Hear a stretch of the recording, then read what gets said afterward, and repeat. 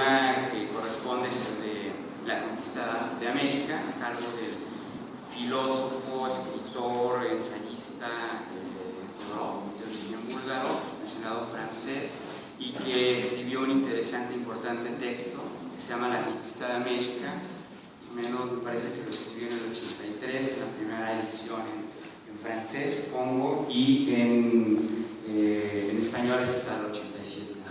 Es un texto, bueno, como por demás, pues, que no solo gente como mexicano, como latinoamericano, sino como gente, digamos, que quiere comprender la situación contemporánea, pues muchos de los gérmenes que estamos viviendo hoy día están en ese encuentro que hasta ahorita ha sido una experiencia única de dos civilizaciones que se encontraron, hubo guerra, pero que ahí continuamos de alguna manera y que es un extraordinario pretexto para debatir y para conocernos mejor a nosotros mismos, ¿no? Y bueno, para nosotros, para la coordinación del Plantel del Valle, para la UACN, pues es un gusto contar con el maestro David Huerta, que él es también compañero en estos, digamos, en esta época, la palabra yo creo que quedaría, y espero que no nos arresten por decirlo, pues es un compañero, es un compa, ¿no? de la universidad y de la ciudad, ¿no? Y nos da mucho gusto que haya aceptado participar en este seminario, ¿no? Sobre David Huerta. Pues, como presentación, yo lo que voy a decir son dos cosas, ¿no? Que es un extraordinario poeta, una parte, pero también una extraordinaria persona, ¿no? Una persona muy sencilla que lo podemos encontrar en la calle, marchando, ¿no? Con causas siempre sociales y con una disposición siempre a la escucha, a participar. El caso del ejemplo fue este seminario, se inició y se dio con mucho gusto, con mucha generosidad, ¿no? Y además otros eventos de la universidad siempre ha participado de una manera muy ejemplar, ¿no? Y a mí me llama la atención esto, que aunque me decía que no comentaba mucho sobre su parte poética, a mí me parece muy importante decirlo porque en lo particular me gusta la poesía, ¿no? Y el hecho que tengamos visitado un poeta me parece que no es menor cosa, ¿no? Recordaba hace poco, precisamente pensando en que venía David Huerta al seminario, aquella frase de Hedwig, ¿no? Cuando en Pan y Vino, ¿no? Que él se preguntaba, ¿y para qué poetas? ¿No? ¿Y para qué poetas en tiempos de penuria? ¿No? Fue una frase que tiempo después recuperaría Heidegger, escribiendo uno de los textos que me parece pues, más bellos de Heidegger, si se puede decir que escribía en algún momento bello. Fue ese texto que escribió sobre poesía, y él también se pregunta, ¿no? ¿Y para qué poetas en tiempos de penuria? Claro, él escribe en la segunda mitad del siglo XX, ¿no? Y con todo lo que estamos viviendo también en nuestra situación contemporánea en México, yo también me preguntaba, ¿para qué poetas? ¿No? ¿Para qué poetas después de todo lo que estamos viviendo? Que recordaba también aquella interrogante que se hacía Adorno, ¿no? El filósofo de la Escuela de Frankfurt, que decía que después de Auschwitz no tenía sentido leer poesía, ¿no? Hasta que leyó a Baudelaire. A partir de ahí hubo un cambio en su pensamiento y hubo un cambio evidentemente en su vida, ¿no? Es muy importante la poesía en estos tiempos.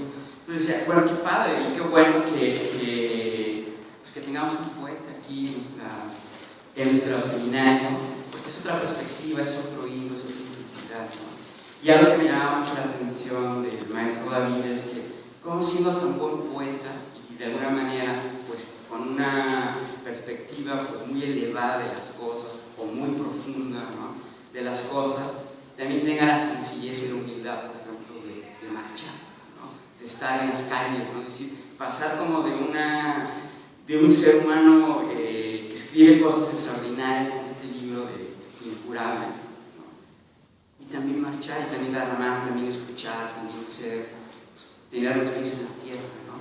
Esas dos cualidades parece que no son fáciles de encontrar, y aquí lo tenemos, ¿no? Claro, también hay una herencia, ¿no? Su padre fue un extraordinario poeta y también muy sensible a su tiempo, ¿no? Y pues eso nos da mucho gusto, y sí quería mencionarlo, invitarlos también a que conozcan la obra del maestro David. Este libro me parece de lo mejor que se ha escrito, se llama Incurable, y lo dice mucha, no puedo decir yo, un aficionado a la poesía, pero también lo dice en cierta crítica literaria, ¿no? Por ejemplo, Christopher Domínguez Mitchell menciona este libro y le da un lugar inclusive, ¿no?, como de los grandes poemas que se han escrito en la lengua, ¿no?, y lo pone como Muerte sin fin, y lo pone como Piedra del Sol.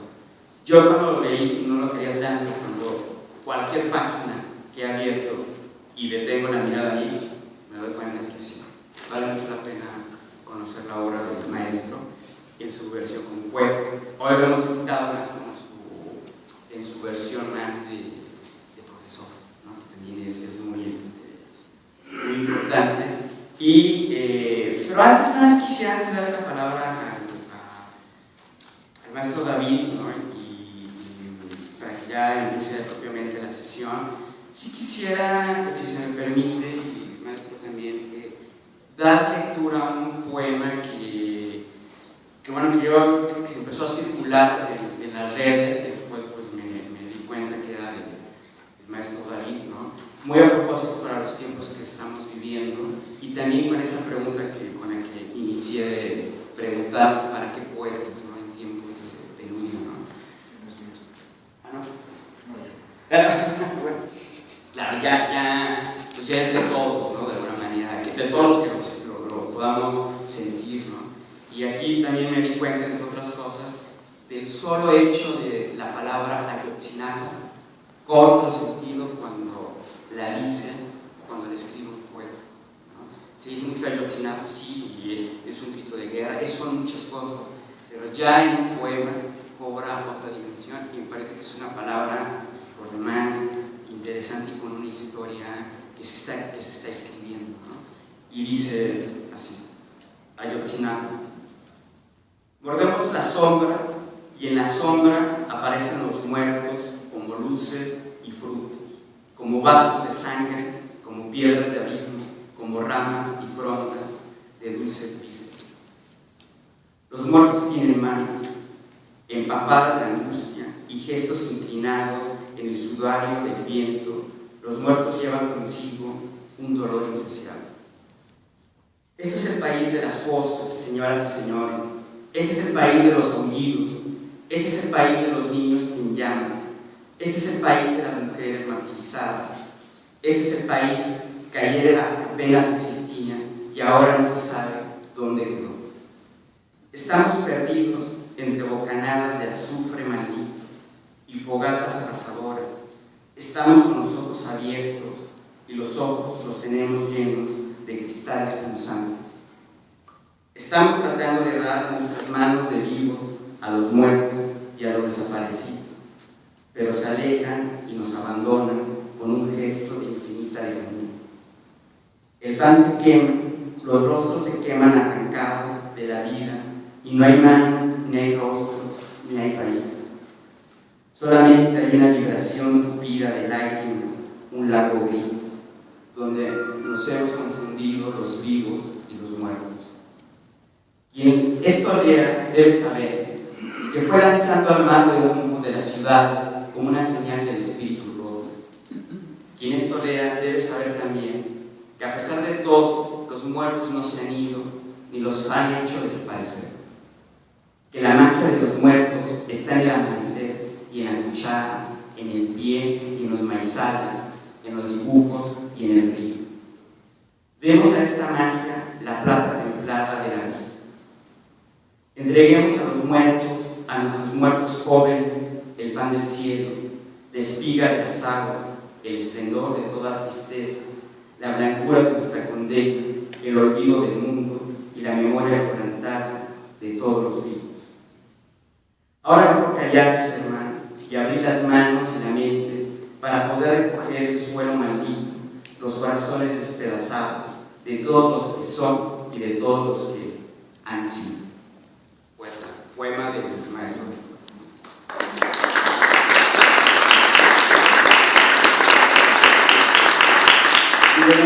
Y ya por último, nada más, antes de dar la palabra al maestro, recordar hace unos días el seminario Adolfo Castañón.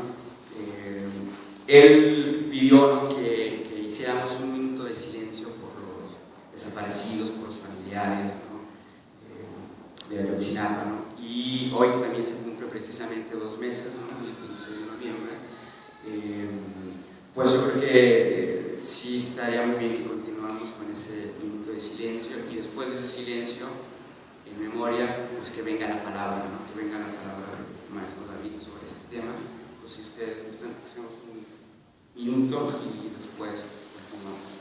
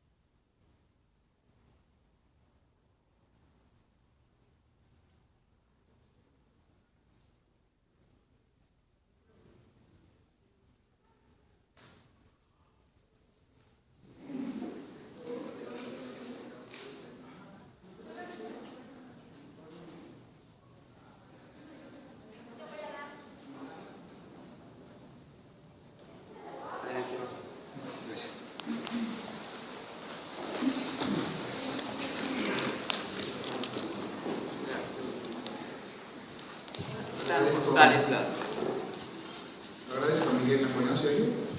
Sí.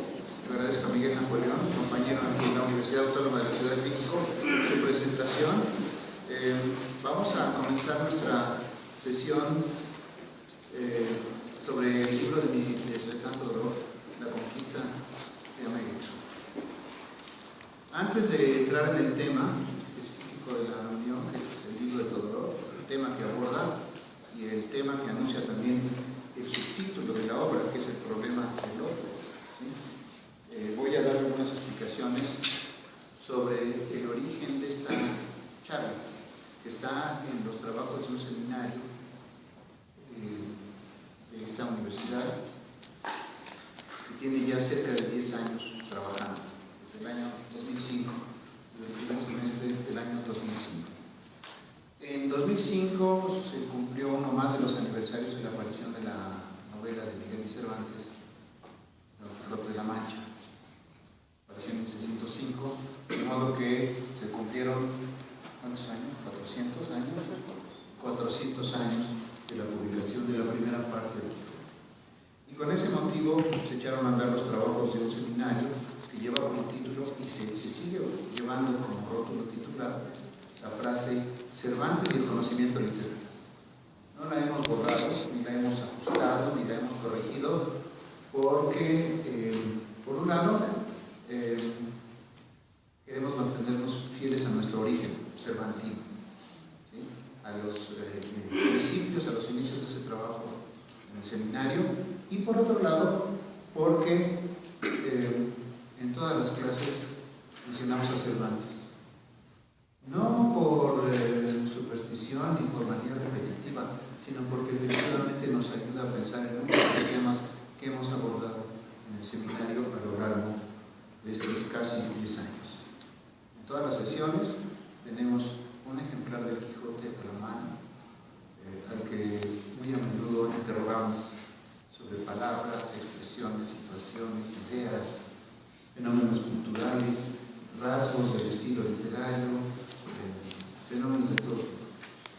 Entonces Cervantes nos ha acompañado a lo largo de casi 10 años, y ya sea que leamos una historia de la lengua, un tratado de literaria, una novela mexicana, cuentos también mexicanos, lo que estemos viviendo, siempre nos ayuda Cervantes, nos lleva de la mano en algunos asuntos y siempre nos aclara y tiene algo que mostrarnos y enseñarnos. El seminario pues se llama Cervantes y el conocimiento literario. El conocimiento literario en un sentido amplio, porque si bien hemos trabajado sobre todo con textos literarios, no solamente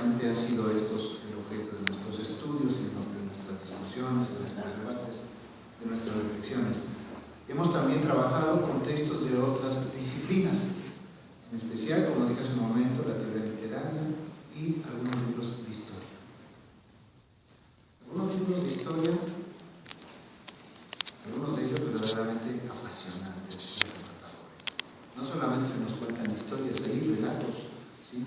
Que fueron compuestos en un gabinete, en un cubículo, sino que fueron escritos como testimonios de primera mano de testigos y protagonistas de los hechos que en las páginas de sus libros se narran. Más adelante les explicaré a qué me refiero con esto. A lo largo de estos casi 10 años, entonces, hemos leído varios libros. Leímos muchos pasajes de Quijote. A mí todavía me sigue pareciendo que debemos hacer una lectura completa, integral de las dos partes de Quijote. Probablemente el año próximo, después de algunos compromisos que tenemos en el seminario, con el salida de todos los ciertos textos, leamos la segunda parte, pero también podemos hablar de la posibilidad de leer toda la novela, que nos llevará algunos años. La manera en que trabajamos es muy sencilla, ¿sí? Leemos los textos en voz alta y los discutimos. Nos lleva el tiempo que nos tenga que llevar. Aunque se trate de un texto breve, si es denso, como por ejemplo el libro del maestro de la Torre sobre el heliocentrismo, que es un libro chiquitito de menos de 100 páginas, pues nos llevó algunos meses, ¿verdad? El tema era muy rico y el libro era muy compacto, estaba lleno de posibilidades de discusión y de abordaje de otras ideas y de otras vertientes, y nos permitía hacer una serie de calas, de exploraciones en otros temas relacionados con el tema de ese libro, que es el heliocentrismo en la cultura de la lengua española. Del maestro de la Torre también leímos Los 1001 años de la lengua española. Nos llevó poco más de un año, yo creo que un año y medio, un año 3 meses. Leímos de la Torre, que ya he mencionado, el heliocentrismo en la cultura de la lengua española.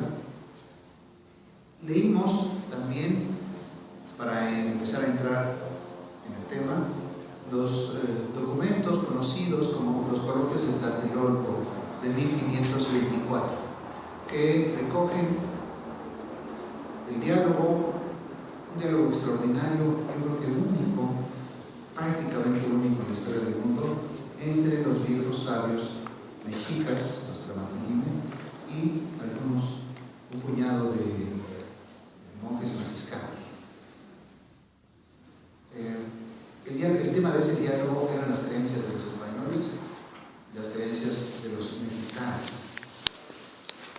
Es decir, las creencias de los vencedores en la guerra de conquista y las creencias de los vencidos. Es un momento verdaderamente único en la historia del mundo. Un momento que precede por muchos siglos algunas disciplinas modernas como la etnología, la etnografía, la historia de las ideas, la antropología. Pero desde luego los monjes franciscanos estaban lejos de ser etnólogos o antropólogos. Eran simplemente hombres cuya curiosidad intelectual los había llevado a interrogarse sobre lo que estaban haciendo los españoles en América. El proceso de conquista, los métodos que se empleaban para la conquista, las vías para llevar a cabo la evangelización, el adoctrinamiento de los americanos, de los mexicanos en particular. Sobre todo ellos se interrogaban. Y una parte de su curiosidad intelectual les llevó a preguntarse sobre las creencias religiosas y en general sobre las ideas acerca del mundo y del trasmundo que tenían los vencidos, los mexicas. Y fruto de esa curiosidad intelectual fue el testimonio de ese extraordinario documento que conocemos como los coloquios de Tlatelolco de 1524, que fueron recogidos y puestos sobre el papel por el fraile Bernardino de Sahagún varios años después, varias décadas después, en 1564. De modo que el horizonte histórico de nuestro tema es principalmente el siglo XVI, todo lo que ocurre a raíz de la conquista en la primera parte del siglo XVI y a lo largo de este siglo con la evangelización y con la instauración de las instituciones europeas en esta parte del mundo, en esta parte americana del mundo.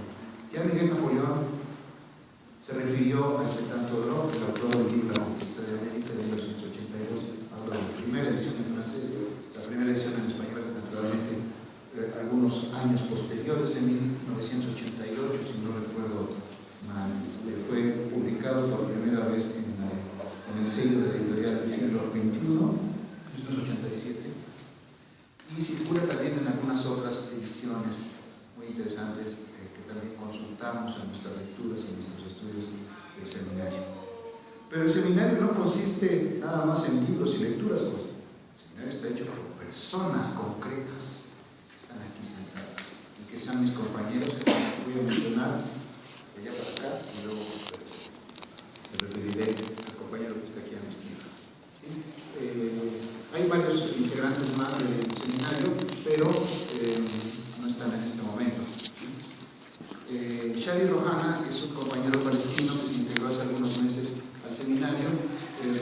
Por fortuna para la UACM, se ha integrado en los trabajos de enseñanza en nuestra universidad. Él estuvo en la Universidad de Swarthmore, en el estado de Pensilvania. Una universidad muy bonita, así fue un estudiante muy destacado allá, pero hace ya algunos meses que vive en México, domina muy bien nuestra lengua, es un hombre muy preocupado por lo que ocurre en el mundo, especialmente por lo que ocurre en el Medio Oriente, que es el lugar en el que él nació. Entonces, Shadi nos ha enseñado mucho sobre el mundo del que proviene, pero también sobre muchas otras cosas en las que sabe. Es uno de los elementos ya fundamentales del seminario.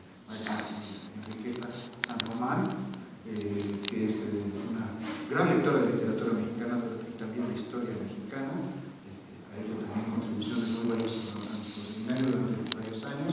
Daniel Montezuma, estudiante de creación literaria de la UACM, cuyo fervor poético es siempre un ejemplo a seguir. ¿Sí? Renata Vega Vela, también poeta, estudiante externa, lo mismo que en el caso de Román, de la UACM, que también ha hecho grandes aportaciones en el terreno de los estudios literarios. Marna Vázquez, la querida maestra Marna Vázquez, gran lectora, siempre está en la clase antes de que comience esta, algunos minutos, organiza las ideas, no permite que nos desordenemos demasiado. Y aquí a mi izquierda, mi querido amigo, como le digo yo, grande y buen amigo, Jorge Aceituno, esa es la fórmula que hemos encontrado para saludarnos, que también han utilizado Porfirio Díaz para dirigirse acá y servirnos. Entonces, Jorge Aceituno, que ha estado muy atento a todo lo que ocurre en el libro de Todorov, por una razón fundamental, porque también estuvo muy atento, como todos nosotros, a lo que se contaba en el libro que leímos inmediatamente antes del libro de Todorov. ¿Qué libro fue ese? Ya hice alguna alusión a esta obra hace un momento cuando hablé de los libros de historia en los que se nos cuentan relatos apasionantes, arrebatadores. Ese libro que leímos antes de leer el libro de Todorov es La historia verdadera de la conquista de la Nueva España, de Bernal Díaz del Castillo, contador y soldado del ejército de Hernán Cortés. Nos llamó la atención la historia verdadera de la conquista de la Nueva España a raíz de las lecturas que habíamos hecho un poco antes también. Es decir, con esto les quiero explicar que un libro nos lleva a otro, ¿sí? Por vías a veces un poco extrañas, pero que nosotros entendemos muy bien, ¿sí? La serie de obras que hemos estudiado es ya larga, después de casi 10 años, pero en esta última etapa el tema ha sido americano, mexicano, no hispano, la conquista, la evangelización, y estos dos libros, tanto el libro de Bernal como el libro de Svetlana Todorov, que a su vez nos envía a muchos otros libros, ¿sí? han ocupado nuestros trabajos este año y medio, estos 2 años prácticamente. Ahora, el libro de Bernal es un libro que tiene un título peculiar, porque la palabra historia está matizada por el adjetivo verdadera. Y esa palabra, el adjetivo verdadera, es un adjetivo pugnaz, polémico, motivo de un debate. Porque muy pronto, cuando nos acercamos al libro de Bernal, nos dimos cuenta de que si la historia de Bernal, tal y como él la contaba, testigo y protagonista de la conquista de la Nueva España, era la verdadera, debía haber otras que no lo eran. Que por eso le había interesado a Bernal poner esa palabra en el título de su obra. Él estaba escribiendo, él nos ha legado la historia verdadera de la conquista de la Nueva España, para refutar, a veces explícitamente, ¿sí? lo dice con todas sus letras, ¿sí? Estos que contaron esa historia de esa manera no la cuentan con verdad. Yo sí la cuento con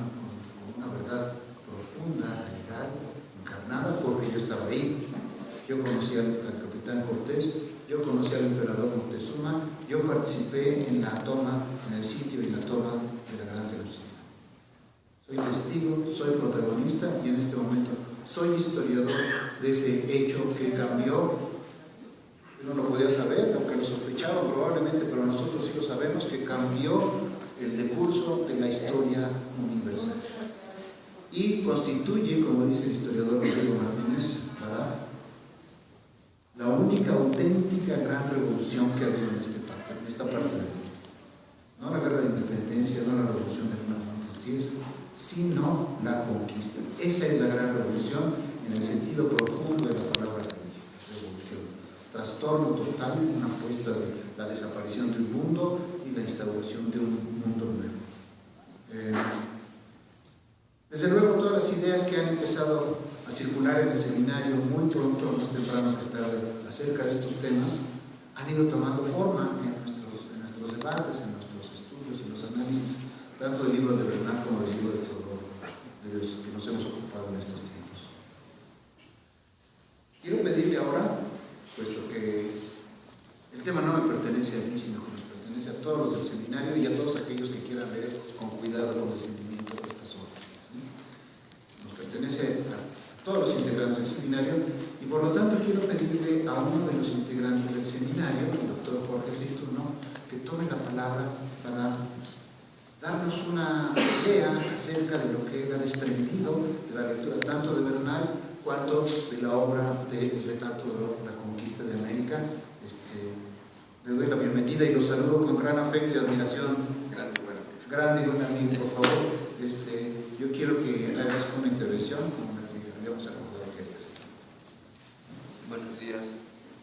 Pues, en primer lugar, estoy muy honrado, contento, satisfecho de estar aquí, participar en una conferencia, un seminario de David Huerta y de estar con todos ustedes. Pero sobre todo, creo que me da la oportunidad de aclarar un poco en mí, algunas ideas sobre el seminario Cervantes y sobre las lecturas que hemos hecho, especialmente de Todorov. Porque antes, como todo, tenemos una idea en nuestro país, nosotros los mexicanos no somos europeos, tampoco somos indígenas, aunque tenemos muchas raíces indígenas, y en nuestra patria hay muchas etnias todavía indígenas puras. Pero cuando pensamos en nosotros, y ese es el tema de Todorov, no vemos con claridad que esta zona del mundo tuvo transformaciones grandes en el siglo XVI. Primero por la fuerza de la espada, la fuerza de la palabra, la fuerza de la convicción. La primera conversión, la primera transformación que hubo fue la, digamos, legal, de ser vasallos de algunos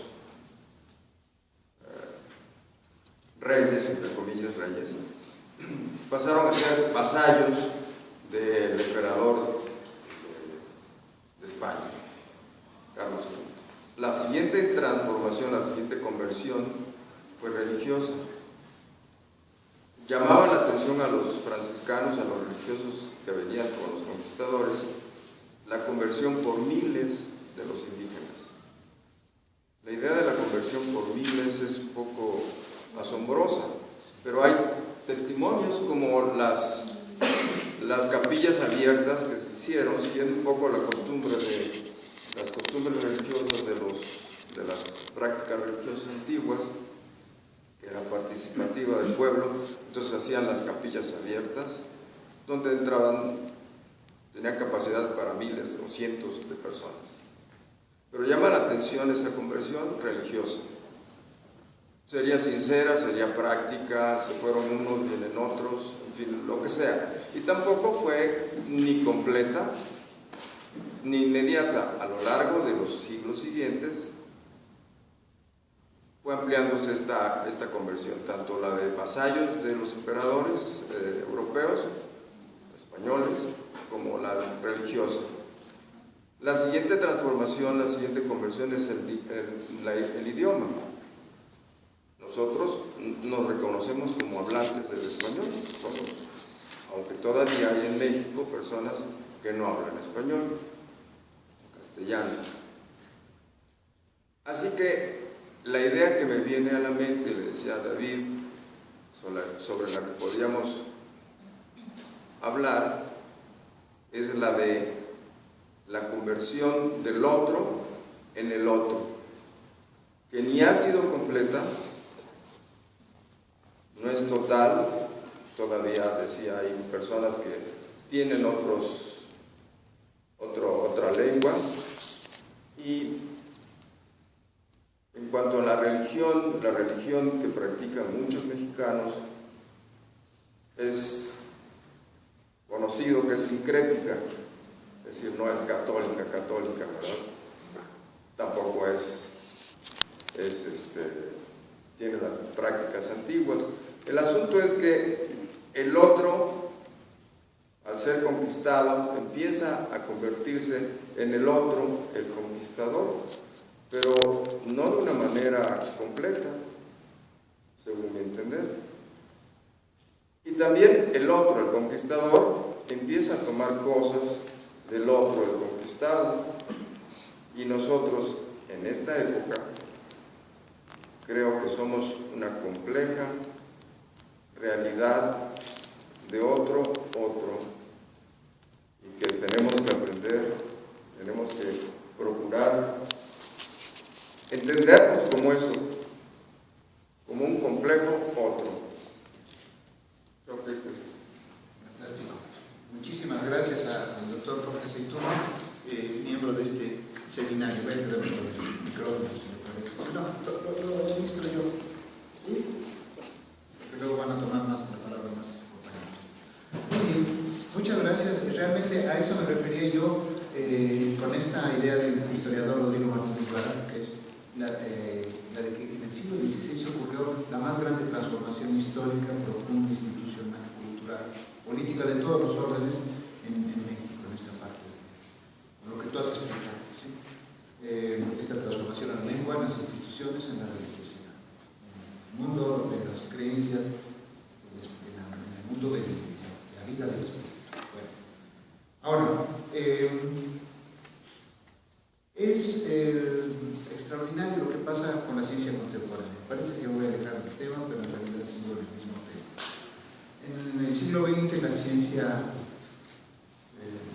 más avanzada, la física, descubrió algo que tenía que ver no tanto con el conocimiento del mundo y de los fenómenos del mundo, sino con la manera en que aprendemos el conocimiento. Se dieron cuenta algunos físicos que la posición de los electrones era imposible de conocer la posición de los electrones y su velocidad al mismo tiempo. Se preguntaron por qué no es posible conocer esa posición y la velocidad al mismo tiempo. Ocurrían fenómenos que no era fácil de explicar, que prácticamente era imposible explicar, ¿sí? Y dicho de una manera muy tosca, si en una superficie se ponían dos orificios y se hacía pasar un electrón por uno de ellos, ocurría que ese electrón parecía desdoblarse y atravesar los dos orificios simultáneamente, cosa que según las leyes conocidas de la física era una imposibilidad enorme, ¿sí? Un electrón no puede ser dos electrones y ocupar dos lugares al mismo tiempo. Pero esto no era un problema de los electrones, era un problema de los observadores de ese fenómeno.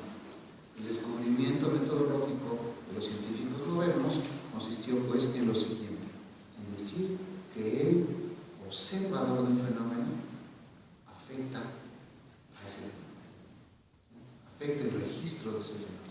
En el momento en que nosotros atestiguamos un hecho y escribimos sobre ese hecho, lo estamos modificando. Esto es realmente interesante porque en el caso del autor de La Conquista de América podemos decir que él asumió este hecho. Cuando yo observo un fenómeno, participo en la descripción de ese fenómeno, lo estoy afectando. Y Esbetán Todorov parece especialmente sensible al hecho de que dentro de Europa, que desde luego no es un lugar homogéneo, precisamente está lleno de países diferentes, de lenguas diferentes, de culturas y de trayectorias históricas diversas, él pertenecía a lo que, por decirlo de una manera un poco tosca, es el tercer mundo dentro de Europa. Es Bulgaria, una parte, digamos, eslava, filoeslava de Europa, que hasta hace tiempo llamábamos Europa Oriental. Pero se trasladó muy joven, en su juventud, en su muy temprana juventud, a uno de los centros metropolitanos más importantes de esa Europa en la que pensamos automáticamente cuando decimos la palabra Europa, que es la capital de Francia, París.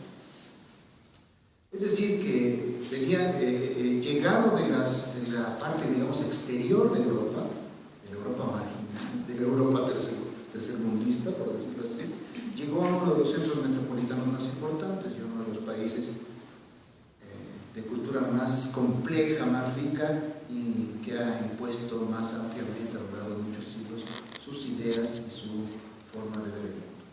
Francia. ¿Se volvió francés? Sí, no, mira que era búlgaro.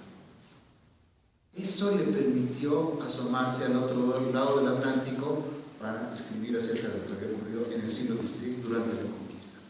Es decir, que Todorov asumió el asunto de la otra edad, del problema del otro, de una manera personal. Yo soy otro para los franceses, que son uno, en el sentido de la centralidad metropolitana de las grandes culturas dominantes, por así decirlo. No tenemos que discutir mucho sobre el asunto, ¿verdad? Tiene diferentes expresiones, la centralidad de las ciudades, de las culturas.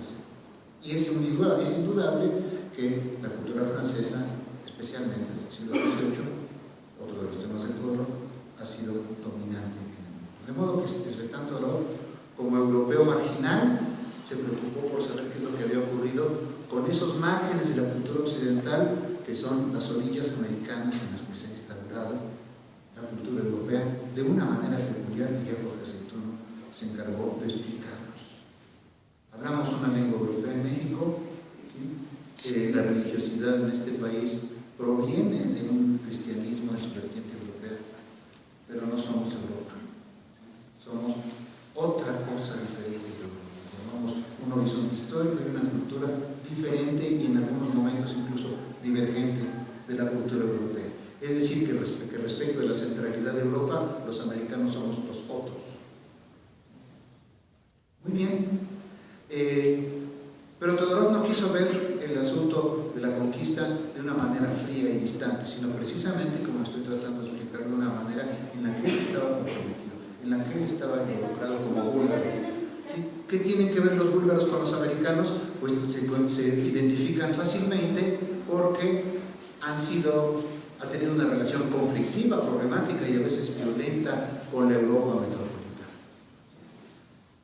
Y si digo que Todorov no está distanciado de su tema, no lo asume como un tema estrictamente académico, esto se puede ver desde la entrada del libro cuando habla de algo que ocurrió en el siglo XVI en la península de Yucatán. Voy a leer primero la dedicatoria del libro y después el epígrafe general de la obra que explica esa dedicatoria. Porque es lo que ilustra precisamente el hecho de que Todorov está comprometido personalmente con su tema. Personal, moral, psicológica, culturalmente con su tema. Dedico este libro, dice Svetlana Todorov al frente de su obra, dedico este libro a la memoria de una mujer maya devorada por los perros.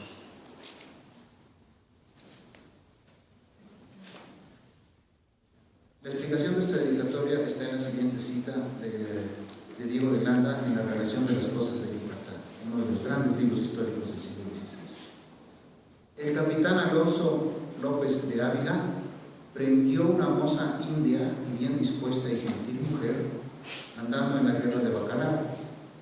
Esta prometió a su marido, temiendo que en la guerra no la matasen, no conocer otro hombre sino él, y así no bastó persuasión con ella para que no se quitase la vida por no quedar en peligro de ser ensuciada por otro varón, por lo cual la hicieron aperrear, es decir, la obligaron a ser devorada por los perros.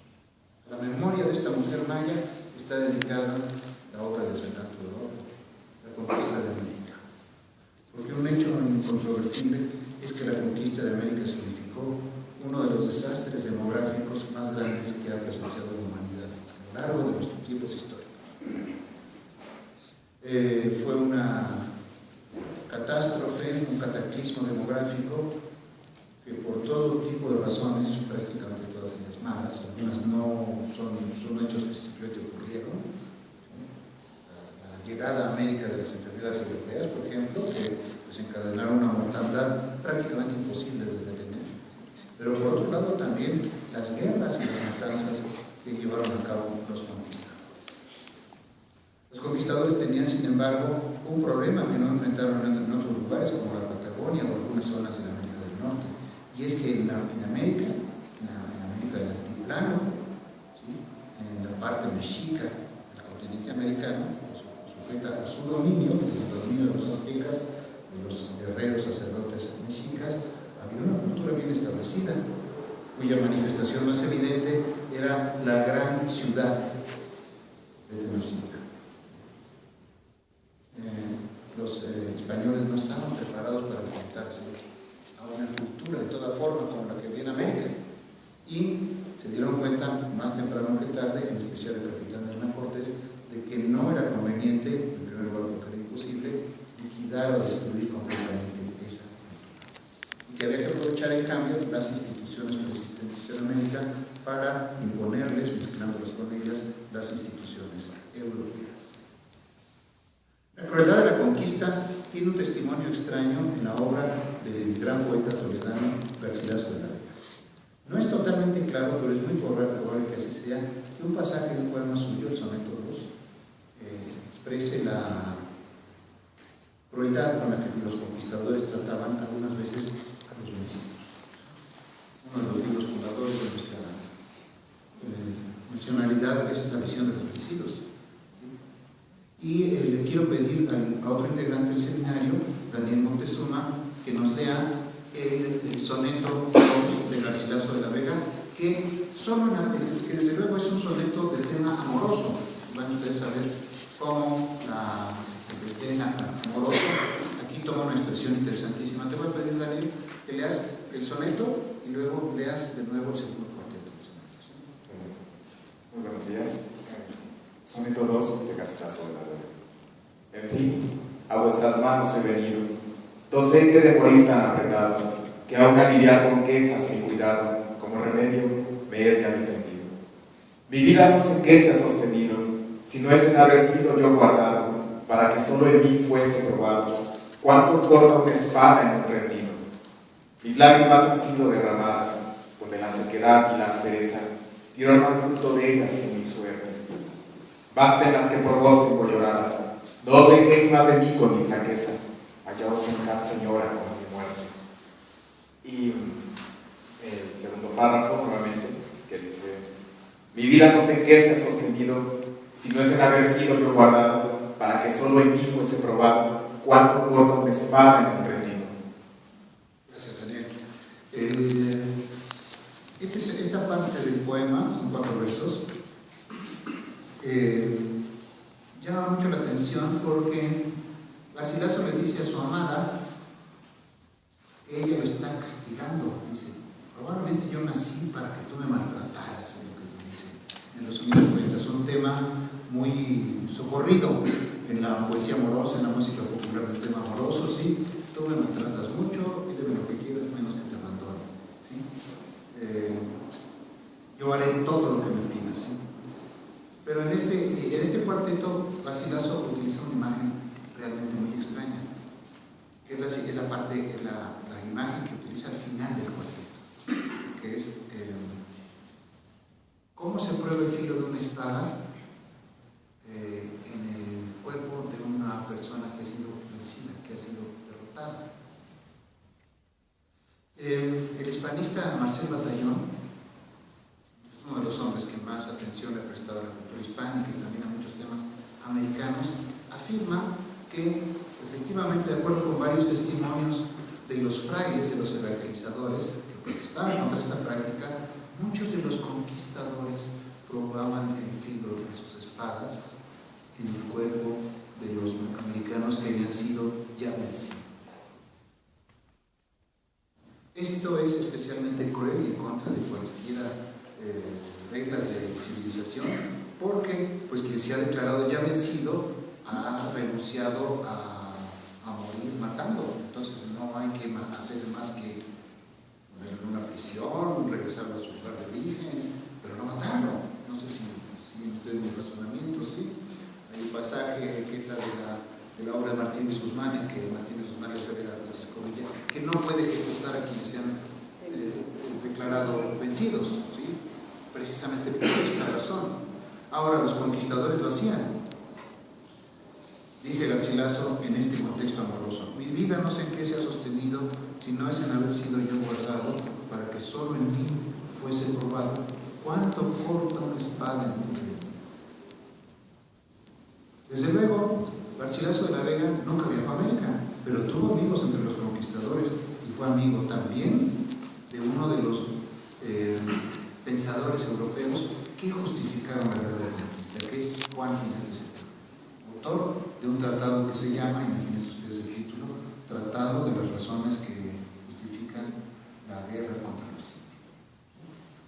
Más adelante vamos a hablar un poquito de la polémica que sostuvo Juan Inés de Sepúlveda con un viejo conocido de todos nosotros, que es Fray Bartolomé de las Casas.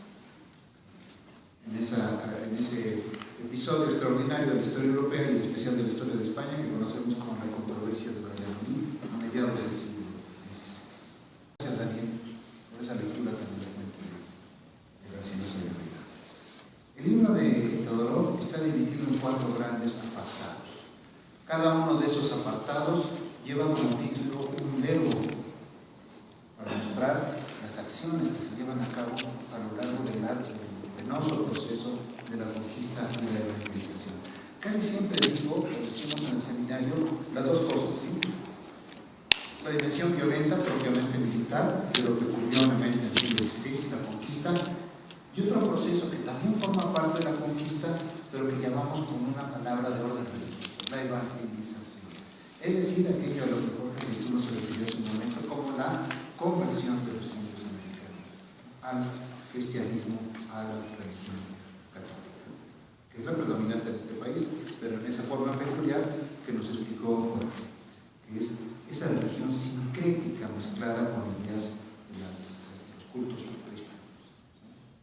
Hay un libro de Jacques Lafay que algún día, al que quizás algún día nos asomemos en el seminario, que se llama precisamente Quetzalcóatl y Guadalupe, la fusión de los cultos prehispánicos con los cultos europeos, católicos o cristianos. Las 4 grandes partes del libro de Teodoro se llaman pues con estos verbos: descubrir, conquistar, amar y conocer. Son 4 verbos en infinitivo. El primero se refiere, desde luego, al descubridor, ¿sí? Al almirante de la mar Oceana, o como le llama Pedro Martín de Almería, el architánasos, ¿sí? Cristóbal Colón, navegante genovés, cuyo viaje transatlántico fue patrocinado, como ustedes saben, por los Reyes Católicos, y culminó en 1492 con el descubrimiento del otro americano, que es el descubridor. Conquistar, el protagonista fundamental de esta parte del libro de Teodoro, naturalmente, es el capitán Hernán Cortés, el capitán extremeño Hernán Cortés. Y las 2 otras secciones se refieren a los testimonios que tenemos de la conquista, ¿sí? Aquellos protagonistas de la conquista y la evangelización que se ocuparon de traer lo que ellos llamaban una religión de amor americano, el cristianismo, ¿sí? Y conocer la parte conclusiva del libro, la parte del epílogo que queda afuera, ¿sí? Más o menos es un resumen de las ideas del libro. La parte que se llama conocer se ocupa de las obras gracias a las cuales podemos precisamente eso, asomarnos a lo que ocurrió en el siglo XVI y conocerlo, tomando en cuenta que los observadores de todo lo que estaba ocurriendo en este momento, en esta parte del mundo, modificaron los hechos que referían, por eso el hecho de ponerlos en un libro, ¿sí? Entonces los protagonistas de la conquista de América, el libro, el hecho histórico, son múltiples.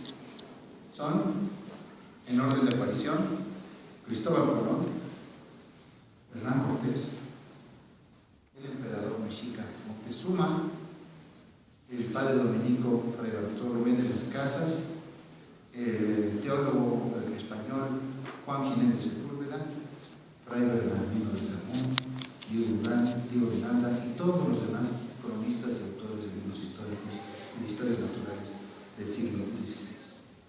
Quiero detenerme un momento en el hecho de que a lo largo del siglo XVI se fueron preparando estos libros. Desde luego, Hernández del Castillo, protagonista y testigo de la conquista y de la caída de la Gran América. Lo que desencadenó la conquista y la evangelización de América, entre otras cosas, fue una larga serie de libros que son únicos en la historia de los libros occidentales. Son las historias militares, las historias doctrinales y las historias naturales, obviamente hablando científicas, que tienen como tema el Nuevo Mundo, lo que conocemos como el Nuevo Mundo. El Nuevo Mundo es Europa y todo lo que queda en Medio Oriente y más allá, los reinos del Preste Juan, la mitología sobre el Preste Juan, allá en Chile, quién sabe dónde. Pero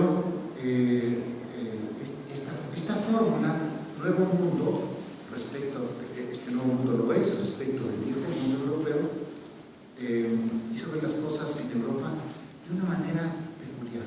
¿Por qué? Porque desencadenó también una serie de ideas acerca de lo americano, de todo lo que tiene que ver con esta parte del mundo, con su naturaleza, con sus habitantes, con lo que ocurre aquí, con lo que se come, con lo que se cocina, con lo que se ve. Una serie de debates y de planteamientos verdaderamente inquietantes.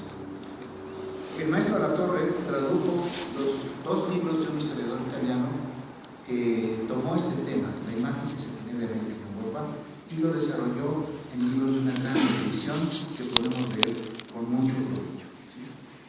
Me refiero al historiador italiano Antonello Gervi, de quien Antonio Alatorre tradujo dos libros y publicó en el Fondo de Cultura Económica. Uno se llama La disputa del Nuevo Mundo y otro, La naturaleza de las Indias Nuevas. Los europeos decidieron que el Nuevo Mundo, puesto que era nuevo, ¿sí?, tenía que ser necesariamente inferior al viejo mundo. Todo lo que pasa en América, todo lo que hay en América, todos aquellos que habitan América son inferiores a los europeos. ¿Sí? Esos libros están llenos de chifladuras, perdónenme que lo diga de esta manera, pero dicen, por ejemplo, las montañas americanas no son más altas que las europeas, son inferiores. Falso, de toda falsedad, solamente hay que asomarse al Chimborazo, al Cotopaxi o al Popocatépetl para darse cuenta de que esa es una falsedad.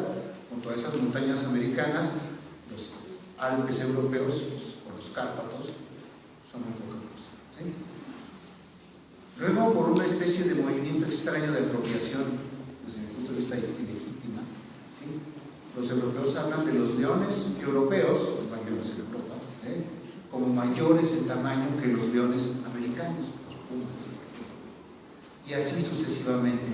Los americanos no tienen la estatura y la gallardía que tienen los europeos. Son desmedrados, flacos y débiles.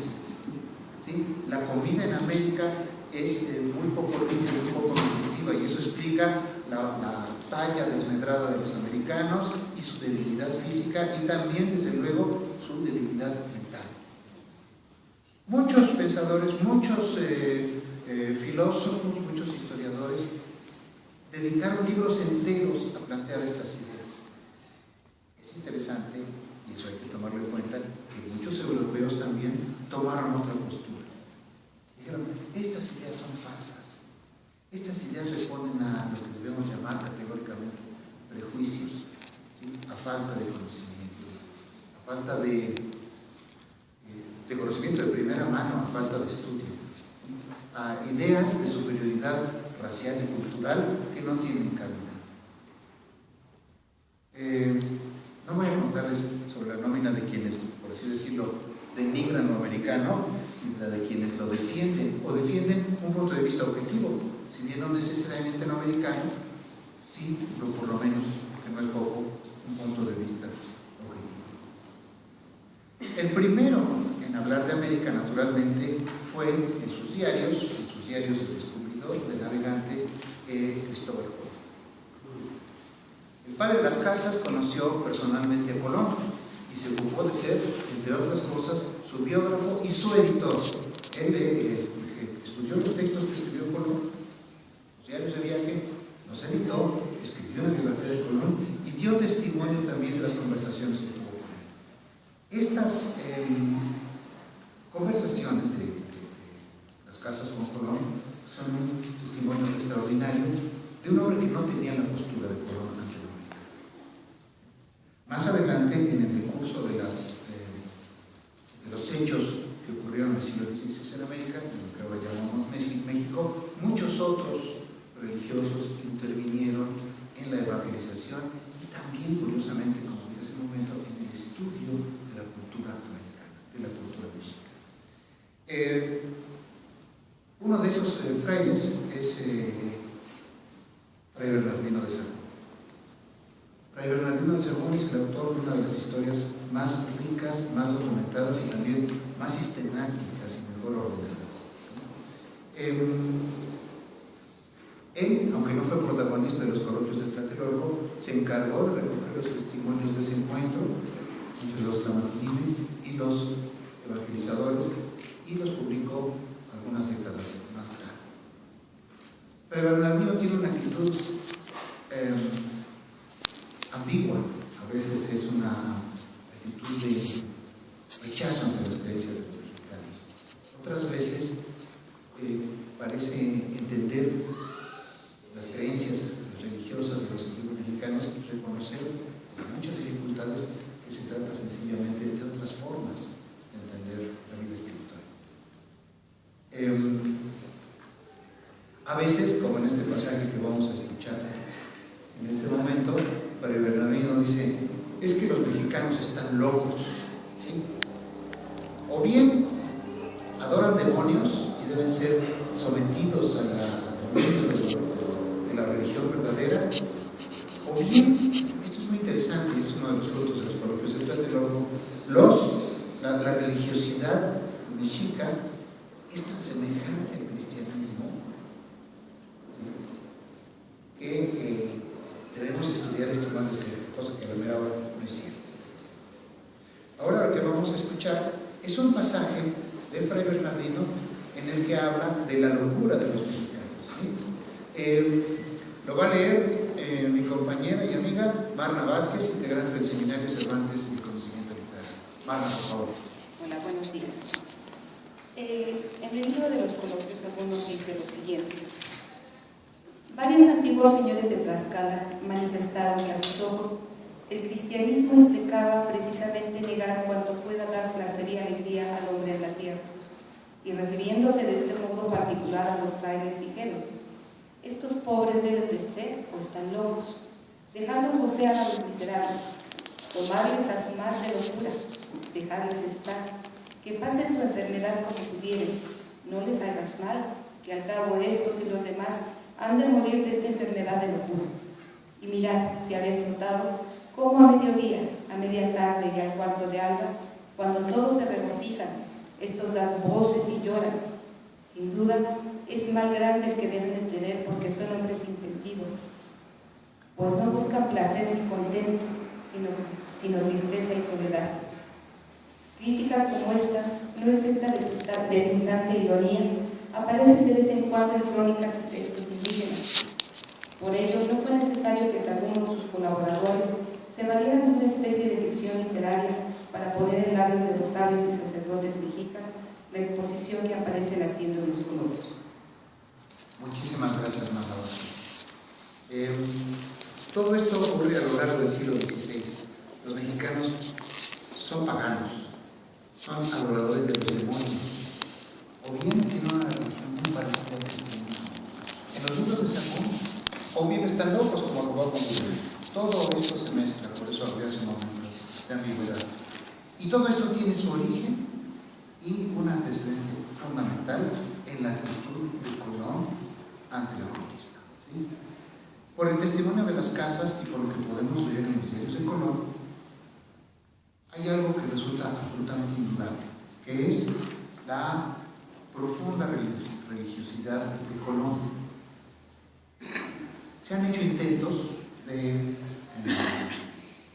canonizar a Colón, volverlo un santo. Hay una propuesta que está ahí y que se contradice y choca de una manera muy violenta con el hecho de que lo que él hizo, llegar a América, desencadenó, como dije al principio, uno de los peores desastres demográficos en la historia del mundo. No se condice eso con la posible santidad o santificación, canonización de Colón. Pero esta es una idea que llamó la atención incluso a Fray Bartolomé de las Casas, quien vio de cerca el nombre de Cristóbal Colón, Christum Ferens, el portador de Cristo. Eso quiere decir Cristóbal, y cualquiera que se asome a la leyenda de San Cristóbal va a ver que en la leyenda de San Cristóbal es precisamente este hombre que cruza un río con el niño a cuestas. Después, cuando va llegando al final, a la otra orilla, siente un enorme peso, porque ese niño divino lleva en sí todos los sufrimientos del mundo, los ha asumido en su sacrificio. Es una imagen muy compleja y es una imagen que está en el nombre de Colón, Christum Ferens, Cristóbal, el portador de Cristo. ¿Qué quiere decir eso en la manera en que Fray Bartolomé de las Casas entiende la aventura, el valor de la aventura de Colón? Que Cristóbal Colón trajo a Cristo a América y que ese mérito extraordinario lo haría merecedor de la santidad. Pero las cosas no son tan sencillas, como bien sabemos, y no son tan sencillas en Colón mismo y en lo que podemos llamar su actitud ante los americanos. Él conoció a los habitantes de las islas americanas, lo que ahora llamamos el Caribe, las Antillas Menores, las Antillas Menores fundamentalmente, y probablemente también las Antillas Mayores. Colón nació en pleno siglo XV, lo que el historiador holandés Johan Huizinga llama el otoño de la Edad Media. Es la parte final declinante de la Edad Media. Es muy difícil marcar estas fechas con precisión, ¿verdad? Nadie puede decir, hoy empieza la Edad Media, o hoy concluye, hoy va a empezar la guerra de los 30 años. Entonces, los periodos históricos se establecen muy a posteriori, pero podemos decir efectivamente que hacia el siglo XV la Edad Media empieza a terminar y se despliegan ya los frutos de lo que conocemos como el Renacimiento. Colón, pues, nace en pleno siglo XV y por lo tanto es un hombre de la Edad Media. Es un hombre que vive posicionado por la religión y por uno de los hechos históricos más convulsos que la religiosidad desencadenó en Europa en el Medio Oriente. Son las cruzadas. Tenemos pues tres ingredientes en la actitud de Colón como descubridor de América. El interés profundo, vital, íntimo por la religiosidad, por la religión cristiana, por su difusión, por su establecimiento en el mundo al que él ha llegado. Él no cree o no sabe que es un nuevo mundo diferente de aquel que realmente quería alcanzar, que eran las islas, el Oriente, Japón. ¿Sí? Es extraño, es como si se le hubiera atravesado todo el mundo, todo un continente en la navegación.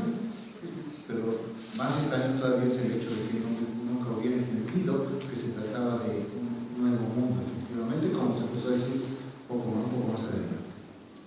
Él estaba interesado en la riqueza material, además de ser un hombre muy religioso,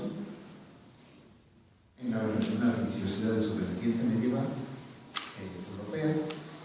Estaba interesado en el oro que podía encontrar, en las riquezas materiales. Ahora, ¿cómo se juntan estos dos ingredientes, estos dos elementos en la personalidad de Colón? La religiosidad y el oro. ¿Sí? Porque dije hace un momento, precisamente lo que quiere Colón es conseguir una gran cantidad de oro, muy bien todo el oro, para patrocinar o pagar nuevas cruzadas en el Medio Oriente, cuyo objetivo sea la recuperación del Santo Sepulcro. Este medievalismo de Colón es un poco escandaloso porque las cruzadas habían terminado, habían sido dadas por concluidas varios siglos atrás. ¿Sí?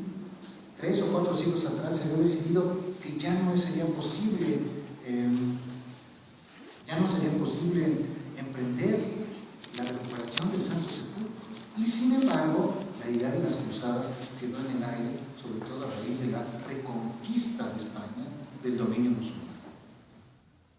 En el año 1492, como ustedes saben, se lleva a cabo el viaje transatlántico de Colón, pero también cae Granada, el último bastión, ciudad magnífica de la cultura árabe en España. Los árabes no estuvieron ahí de paso, estuvieron ahí 9 siglos. No podemos decir que los árabes llegaron a España y luego se fueron, no. Se mezclaron profundamente con quienes allá habitaban, con lo que quedaba de los romanos, de la conquista de España, con los celtíberos. Todo esto lo explica muy bien el maestro de la Torre en los 1000 años de la lengua española. Las páginas magníficas que dedica a los judíos, a los árabes, a los celtíberos, a los romanos, a los visigodos, como aportadores de elementos lingüísticos y culturales para la conformación de nuestro idioma. Entonces, Colón quiere el oro de América para pagar las nuevas cruzadas. La idea de las cruzadas tiene un resurgimiento con la reconquista en España en 1492 y tiene un segundo momento de resurgimiento precisamente con el descubrimiento de América y con la idea de conquistar esas tierras. Es una idea de Cortés, que es el siguiente gran protagonista de la conquista. Ahora, las creencias de Colón chocan con lo que representa este nuevo mundo, ¿sí? Con lo que a sus ojos resulta desconcertante, pero que tiene que explicarse a cómo del lugar. Lo que ocurre entonces es que superpone sus creencias de europeo medieval a lo que está viendo.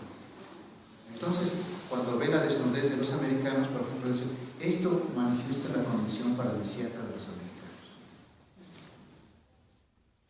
Es decir, que se está explicando la realidad americana a partir de sus conocimientos de la Biblia y del mito de los paraísos terrenales. Claro que cuando los indígenas se le oponen, dicen, estos no son seres paradisíacos, helénicos, son salvajes, paganos, merecen ser castigados, merecen ser exterminados, merecen ser controlados y conquistados. A continuación, en esta ronda de lecturas, le voy a pedir a mi compañera Renata Vega Vela que nos lea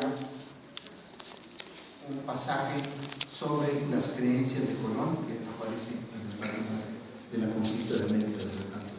Renata, por favor. Bueno, hay una relación, para todo hay una relación segura entre la forma de su fe en Dios de Cristóbal Colón y la estrategia de sus interpretaciones. Cuando se dice que Colón es creyente, el objeto importa menos que la acción. Su fe es cristiana, pero uno tiene la impresión de que aunque fuera musulmana o judía, no hubiera actuado de otra manera. Lo que importa es la fuerza de la creencia misma. San Pedro, cuando saltó en la mar, andó sobre ella en cuanto la fe fue firme. Quien tuviere tanta fe como un grano de panizo, le obedecerán las montañas. Quien tuviere fe demande que todo se le dará, usar y abrir los santos. Escribe en el prefacio de su libro de las profecías en 1501. Por lo demás, Colón no solo cree en el dogma cristiano, también cree, y no es el único en su época, en los cíclopes y en las sirenas, en las amazonas y en los hombres con cola, y su creencia, que por lo tanto es tan fuerte como la de San Pedro, le permite encontrarlos. Entendió también que lejos de allí había hombres de un ojo y otros con los hijos de perros. Podemos observar aquí la forma en que las creencias de Colón influyen en sus interpretaciones. No se preocupa por entender mejor las palabras de los que se dirigen a él, pues sabe de antemano que va a encontrar cíclopes, hombres con cola y amazonas. Bien ve que las sirenas no son, como se ha dicho, mujeres hermosas, pero en vez de concluir que las sirenas no existen, corrige un prejuicio con otros. Las sirenas no son tan hermosas como se supone. Muchas gracias, Renata. Esas sirenas que ven en Colón son los manatíes de las aquello de que las sirenas son muy hermosas, y lo dice muy elocuentemente Todorov, pues es un prejuicio que Colón sustituye a la vista de la fealdad de los manatíes con otro prejuicio. Las sirenas no son tan bellas como se supone. Es enormemente interesante y un poco perturbador, porque nos preguntamos, y así lo hemos hecho en el seminario, ¿no es verdad, Jonathan? ¿Cómo es posible que Colón no entendiera lo que estaba viendo? Pero no solamente que no lo entendiera, sino de que no hiciera el esfuerzo para entenderlo. No tenía coger. Lo explica muy bien todo esto. Era un europeo medieval, profundamente religioso, obsesionado con las cruzadas. De todas formas, con lo que tenía en la mano, con aquello de lo que sí disponía, sus conocimientos de la Biblia, sus conocimientos de la literatura hexameral, ahora os explico en un momento qué quiere decir esto, sus ideas doctrinarias, los libros de Plinio, sí, por supuesto, me dice Marta Vázquez, que hay que mencionar a Marco Polo. Es decir, hay un gran navegante que no navega por el mar, que navega por la tierra en la ruta de la seda hacia China. ¿Sí? Colón tenía en sus alforjas de navegante transatlántico el libro de Marco Polo. El otro gran descubridor, el otro gran conocedor de otras tierras, de los otros del lado oriental de Europa, en la ruta de la seda, los chinos y los afganos, etc. Entonces, la manera en que Colón entiende lo americano es una manera tupida de prejuicios medievales, de una religión que es poco menos que oscurantista por aquello de la obsesión por las cruzadas, pero también de una parte que tiene que ver con el saber de su época, los libros de Plinio, los libros de Marco Polo y fundamentalmente la Biblia y esta literatura que mencioné hace un momento, que es una literatura a la que se le presta poca atención, pero de la que Todorov echa mano, literatura que aprovecha en su ensayo histórico sobre la conquista de América. ¿Qué es la literatura hexameral? Es una palabra muy chistosa, pero ustedes pueden ver que ahí está el número 6 en esa palabra, la literatura hexameral. Probablemente el libro más importante de la literatura hexameral es el Hexamerón de San Ambrosio. ¿Y por qué el número 6 en esta literatura? Porque la creación se lleva a cabo en 6 días. El séptimo, el Padre Eterno descansó. La literatura hexameral entonces se ocupa de la creación, pero, y toma en cuenta el hecho de que el Antiguo Testamento, el Génesis, cuenta la creación del mundo, pero la cuenta incompleta. No puede contar, no puede referir, no puede inventariar todo lo que Dios creó en esos 6 días. La literatura hexameral entonces se ocupa de decir, bueno, en la Biblia no está todo porque no puede estar todo, pero nosotros vamos a inventariar y examinar y estudiar todos los otros aspectos de la creación de los que no se ocupan. El Hexamerón de San Ambrosio es una larga lista de artículos, es un libro enciclopédico de animales, de plantas, de árboles, etcétera, que no se mencionan en el libro. Esa es la literatura hexameral y esa literatura la conocía Colón. Entonces, si la Biblia no le da los elementos para interpretar lo que ve en América, echa mano de San Ambrosio o de los otros autores de la literatura hexameral con tal de explicarse. Este capítulo es enormemente interesante. La primera parte del libro de Todorov, la parte que se llama Descubrir, tiene un subtítulo, es un apartado, parte de esta sección, que se llama Colón hermeneuta. Es decir, Colón interpretador de lo que ve y de aquello que va descubriendo en las islas americanas. Tenemos pues una gran cantidad de fenómenos de todo orden, cultural, político, militar, lingüístico, como veremos, y es absolutamente imposible abarcarlo. El valor del libro de Todorov es que nos abre muchas puertas, ¿sí? De nosotros depende cruzarlas y entrar en el estudio de las obras con las que nos ponen en contacto Todorov. Al final del libro hay una bibliografía comentada que es enormemente valiosa. Uno de los terrenos en los que la conquista de América fue tan importante es el terreno del derecho internacional.